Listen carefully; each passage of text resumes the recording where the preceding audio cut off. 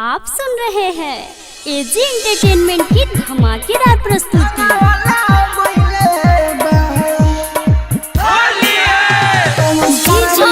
Kanchan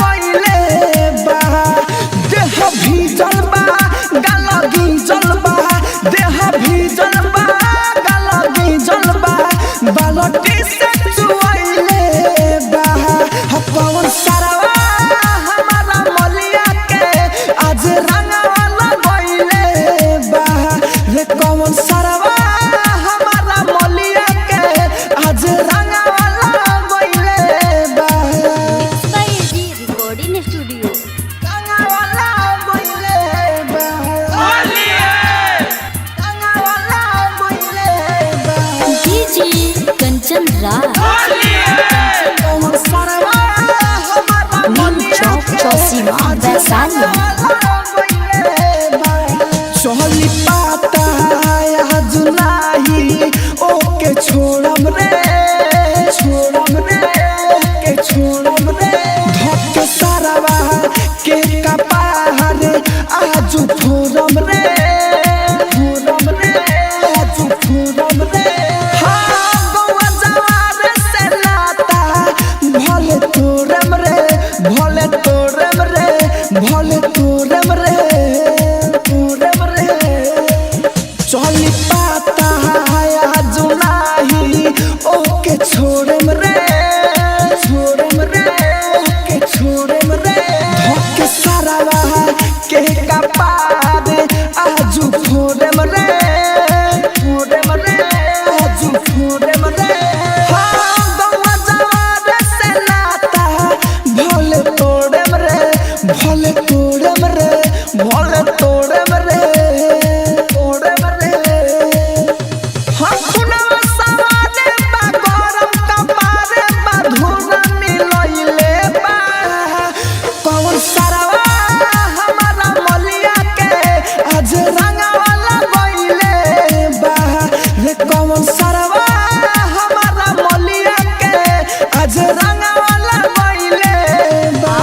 AG entertainment की धमाकेदार प्रस्तुति।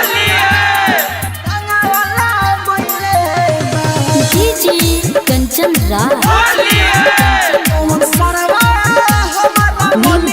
चौसीमा वैशाली। लाला पिया दिया के नियद ओकरा डलले बा ओकरा डलले बा राहुल ना जधानी कहतानी गाले में मलले बा मलले बा हो अमिताया से करंगवा ऊपर छलले बा ऊपर छलले बा हाँ छलले बा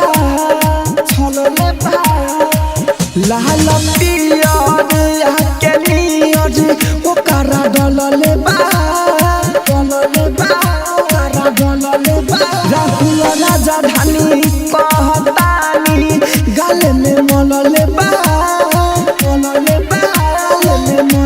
बा हो अमिताया से कमुना रंगावा छलले बा मुना छलले बा अमिता छलले बा छलले बा करब नाही देरी हो जाई अबेरी उ पीछा लगइले बा कौन सरवा हमारा मलिया के आज रंगावा लगइले बा कौन सरवा हमारा मलिया के आज रंगावा लगइले बा।